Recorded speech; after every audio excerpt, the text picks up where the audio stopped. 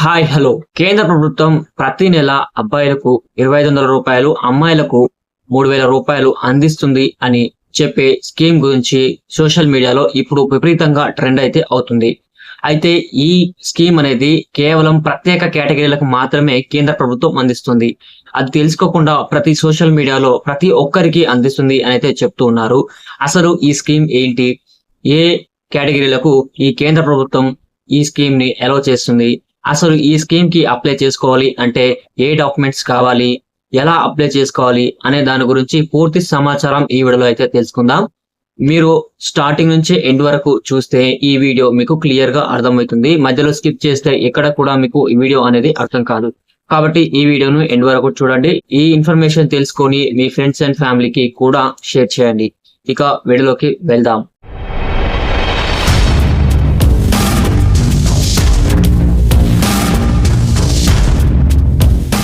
ఇప్పుడు మనం చెప్పుకోబోయే స్కీమ్ వచ్చేసి ప్రధానమంత్రి స్కాలర్షిప్ స్కీమ్. ఈ స్కీమ్ ని కేంద్రీయ సైనిక్ బోర్డ్ మరియు నేషనల్ స్కాలర్షిప్ పోర్టల్ ద్వారా కేంద్ర ప్రభుత్వం అమలు చేస్తున్న స్కీమ్. ఈ స్కీమ్ లో దేశం కోసం సేవ చేసిన జవాన్ల పిల్లలు ఉన్నత చదువులు చదవడానికి అవసరమయ్యే ఖర్చులను కేంద్ర ప్రభుత్వం భరిస్తుంది. అది ఎక్కువ మోతాదులో అయితే పెంచడం లేదు. కేవలం 3000 రూపాయలు అబ్బాయిలకు వచ్చేసి 2500 రూపాయలు ఇస్తుంది. ఇంటూ 12 నెలలకు వచ్చేస్తే 30,000 రూపాయల వరకు అయితే అందిస్తుంది. అదే అమ్మాయిలకు వచ్చేసరికి 3000 రూపాయలను అయితే ఇస్తుంది. దాన్ని సంవత్సరానికి 36,000 రూపాయలు అయితే ఇవ్వడం జరుగుతుంది.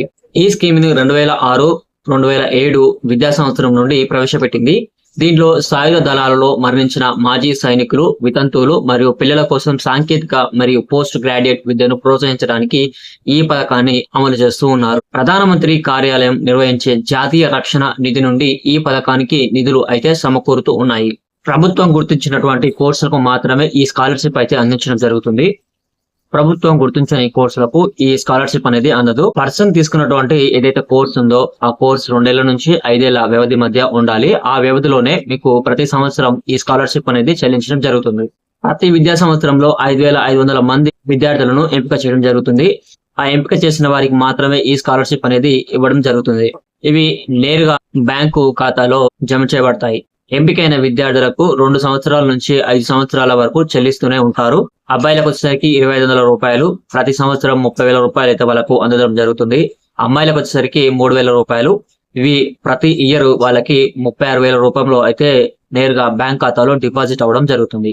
ఈ స్కీమ్ కి సంబంధించి ఎలిజిబిలిటీ ఒకసారి చూసుకుంటే, అభ్యర్థి ఎవరైతే అప్లై చేసుకోవాలి అనుకుంటున్న క్యాండిడేట్ ఉన్నాడో తను బ్యాక్గ్రౌండ్ వచ్చేసి వాళ్ళ ఫ్యామిలీ మాజీ సైనికులు లేదా మాజీ కోస్ట్ గార్డ్ లేదా CAPF, BSF, CRPF, ITBP, RPF సిబ్బంది యొక్క పిల్లలు లేదా వారి వితంతువులు అయితే ఉండాలి. వీళ్ళ యొక్క ఎడ్యుకేషన్ క్వాలిఫికేషన్ చూసుకున్నట్టే ఇంటర్మీడియట్ లేదా డిప్లొమా లేదా గ్రాడ్యుయేషన్ లో కనీసం 60% వరకు అయితే మార్కులు ఉండాలని చెప్తున్నారు. 60% కన్నా బిలోగా మార్కులు ఉంటే వీరిని సెలెక్ట్ అనేది చేయరు. ఇక కేవలం ప్రొఫెషనల్ కోర్సులకు మాత్రమే ఇది వర్తిస్తుంది అని అయితే చెప్తున్నారు. ఆ కోర్సులు ఒకసారి చూస్తే BE, BTech, MBBS, BEd, MBA, MCA, BSc agriculture, B pharma వీటికి మాత్రమే స్కాలర్షిప్ అనేది అందడం జరుగుతుంది. అభ్యర్థి గుర్తింపు పొందిన కాలేజీలో రెగ్యులర్ కోర్సులో మొదటి సంవత్సరంలో చేరి ఉన్నప్పుడు మాత్రమే ఈ స్కాలర్షిప్ అనేది అందుతుంది. కొంతమంది మధ్యలో వచ్చేసి చేరుతూ ఉంటారు. అంటే హాఫ్ ఇయర్ అనేది పూర్తయిన తర్వాత వచ్చి ఇందులో జాయిన్ అవ్వడం జరుగుతూ ఉంటుంది. సో వారిని మాత్రం కన్సిడర్ చేయడం లేదు.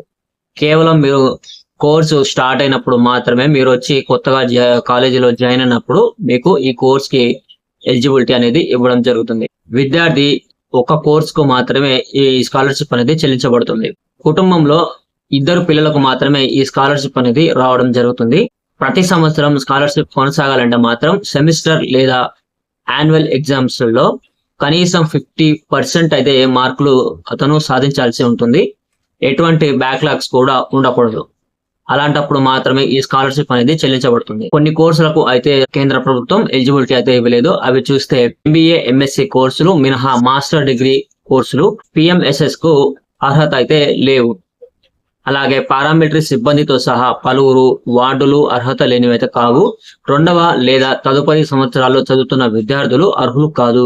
విదేశాలలో చదువుతున్న విద్యార్థులు ఈ పథకానికి అయితే ఎలిజిబిలిటీ లేదు. పిఎంఎస్ఎస్ కింద డిస్టెన్స్ ఎడ్యుకేషన్ అండ్ వొకేషనల్ కోర్సులకు ఎలిజిబిలిటీ అయితే ఇవ్వలేదు.